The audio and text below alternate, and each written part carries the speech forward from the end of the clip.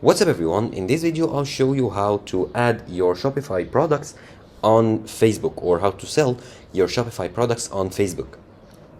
To do so, you need to link your Facebook account to your Shopify, and doing so is by using an app. So you need to go here to apps and simply search for Meta, hit enter. Okay, sorry, let's continue it. The Shopify store does this sometimes. And this is the one you want to install, the Facebook and Instagram, which is free to install and use. Click on it. Now, as you might know, Facebook and Instagram are part of the Meta products here, and make sure you got the official one provided or developed by Meta.